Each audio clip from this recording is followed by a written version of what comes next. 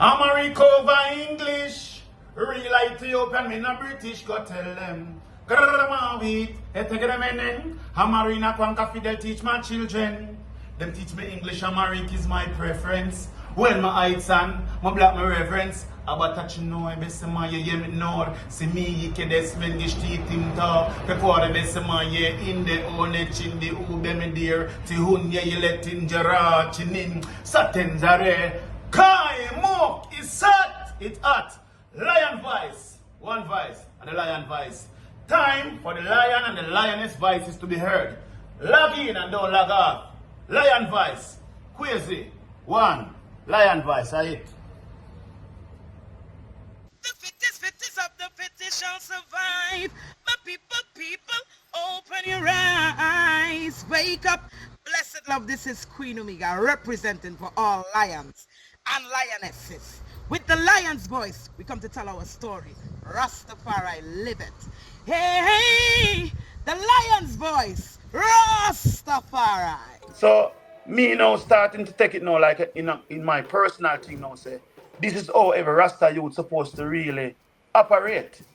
Knowing that is one Rastafari and is one livity. So I was going to not thinking that once thought it was more like treason. Because you have a 12 tribe man I look on and I say like, what that? Like, I'm gonna move like him a boaty and a Bobo would say you lukewarm and every man have something to say. Which it was at times disheartening, but for me it was also a strength.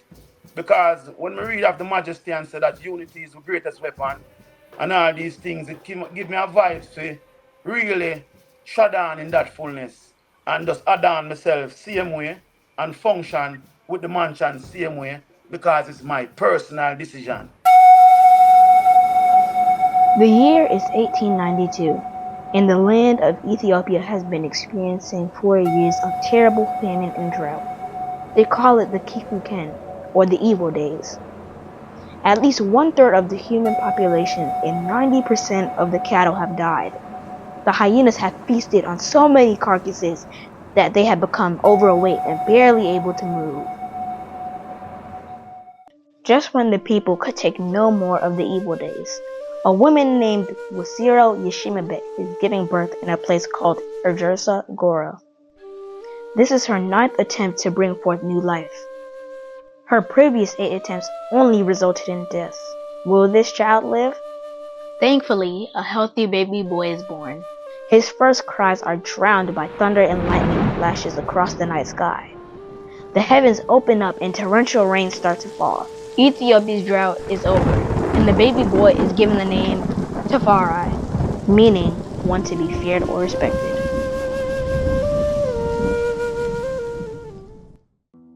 Lich Tafari's father, Ras Negus, is a very important man in 1892 Ethiopia. Although he is overjoyed at the birth of his newborn son, he cannot spend much time with him. Ras Negus is the governor of Harar and must get back to the famous walled city to deal with its affairs. Furthermore, he is the foreign minister of Ethiopia, and having traveled to different places in Europe, he is very aware of the material and military advances they have made and the looming threats they pose to his country. Ras Negus knows that the majority of Ethiopians have no idea what is coming, and that he has to work that much harder to secure the realm. Lich Tafari would grow up to become the legendary emperor, Haile Selassie I.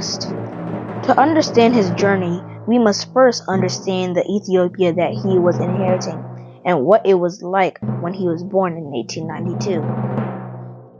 Get your copy of Kwesi Bansu's book, Haile Selassie I, Ethiopia, Volume 1, The Rise of the Priestly Warrior Kings, and increase your knowledge about the history, politics, and culture of Ethiopia in 1892, and how it connects to the rest of African and world history at the time. Haile Selassie I, Ethiopia, Volume 1 is available for purchase at www.bookmanexpress.pub. Please visit for more information. Well, it's a 12 tribe. 12 tribe, they really teach everything already. So it was easy to go anywhere in a Rastafari. Okay. So everything was personal choices now. Because there was Okay. nothing. Because me did done, I was already an italist as a 12 child youth. Okay. So Bobo never really triggered that. Only thing Bobo did for me was more, made me be more aware of discipline.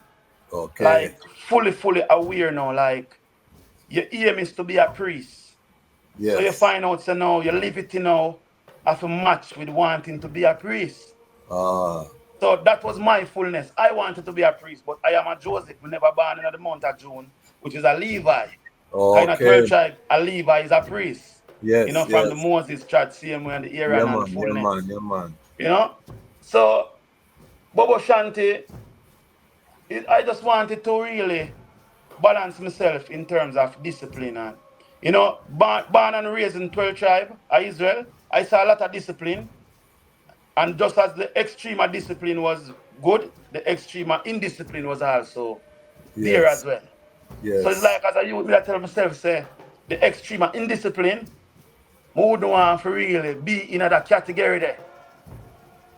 So even as a youth now, with everything that was happening now, in Jamaica, there was a great insurge of the Bobo movements. You see Yes. the Anthony B, you see the Capitan, you see the Sizzler. Sizzler. Yes. So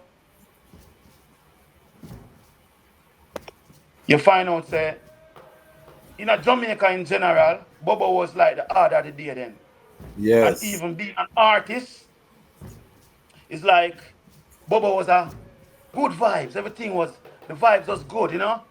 I am never down with the great rituals and the whole of the fullness there of the work. I was in myself, me I still a 12 tribe youth. Me never Yes. tell myself say me a not 12 tribe again. Okay. Me just tell myself say me is a Rasta youth and me embrace all of the mansions them. Okay. You know? So upon reaching Ethiopia in 2007, I was crowned in Ethiopia as an honorable prophet. Cause this is a pathway of a Bobo Shanti. You are crowned as an honorable prophet until you become a priest.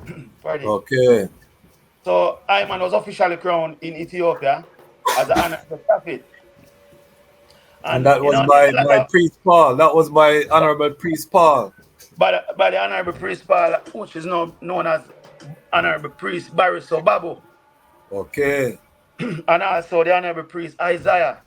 Okay. Yes, I. So I'm on just carrying the liberty still, and I realize now I become an impactful youth in the movements of Rastafari in the UK space. Whenever there's a function, 12 tribes still call me, and I go and do the functions. Whenever there's a function within the EWF, they will call and I go and represent same way. So me now starting to take it now like in my personal thing now, say this is how every Rasta youth supposed to really operate, knowing that is one Rastafari and is one livity. So I was going to not thinking that once thought it was more like treason. Because Mm. you have a 12 tribe man I look on and I say like, what that? Like, I'm gonna move like him a boaty and a Bubba would have say Mm. you lukewarm man. Every man Yes. have something to say. Which it was at times disheartening, but for me it was also a strength. Because when we read of the majesty and say that unity is the greatest weapon and all these things, it give me a vibe to really shut down in that fullness and just add on myself same way and function with the mansion same way because it's my personal decision. I not really do it for this man or that man or to please this one or that one. It's just me, it's a Rastafari as a oneness. So I man just chad along same way and just function within the mansions. Give thanks. And talk to us about how the I see the divinity. We know every Rastafari, when you ask them about the divinity of His Imperial Majesty, you're gonna get a different answer, and it evolves over time for certain ones. I even hear ones now a lick out against His Majesty, Dr. Benyo Cannon and all these vibes, and I know that's also becoming more prevalent where ones. But in terms of Haile Selassie, what is the I relationship with the emperor and the divinity and Empress Menen as well? Yes, I. Very, very profound. vibration, especially in this day and age when the narrative gone so far and wide. But I and I was taught and come to accept I will never relinquish the divinity of His Imperial Majesty Emperor Selassie the First. As I said, when we go to the Prophet God himself, we must continue reading. And upon reading, we find out, so we reach upon certain speech where the Majesty show and I say, in the Bible, we'll find the truth for ourselves and also guidance for future action. So upon reading, I come to the fullness. In the beginning was the Word, and the Word manifests and become flesh. So as the Rastaman now, in terms of how the Rastaman vibration, you hear the 12 tribe greetings, or tell us, greetings to the name of our Lord and Savior Jesus Christ. Was this day been revealed in no other personality but than of His Imperial Majesty, Emperor Selassie the First. So we see the Majesty, we see the Spirit and the Word, where we talk about that the Word was from the beginning, manifesting through that flesh. So that is the reason why I couldn't go sit down in the church, because the church, there was a lie attached to the church according to the Rastaman vibration and according to the studies. So many ones may hear the 12 tribe of Israel man saying Jesus, Jesus, but it's a different vibration than how the church man see it in that fullness. So the 12 tribe of Israel teaching is that Christ manifests. Just like what Shoe say, there shall never be a shot of a king to sit upon the throne of Israel. Or we say Haile Selassie as the 225th king seated up. So if you take the dispensation of time before the structure of His Majesty and that physical flesh where we come now to see, the Spirit was also moving from that time. So we never follow flesh, because we didn't know Him from that time. That is why we know Him now. So hence the reason why the Rastaman can look upon Selassie and say, Hail Jah, hail the Almighty, hail the fullness of the creation peer master, hail the fullness of the divine being, because we see that flesh housing that spirit, that word from the foundation of time. So that is the reason why I and I will never ever relinquish the divinity of His Imperial Majesty. With great understanding. Mighty, The Rasta man will mighty. say overstanding.